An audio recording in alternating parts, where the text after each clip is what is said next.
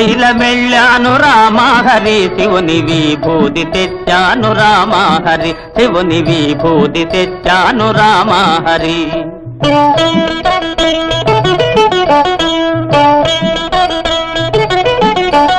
శ్రీశైలం పోలేదు రామహరి శివుని విభూతి తేలేదు రామహరి ఇది కాష్టంలో బూడిద రామహరి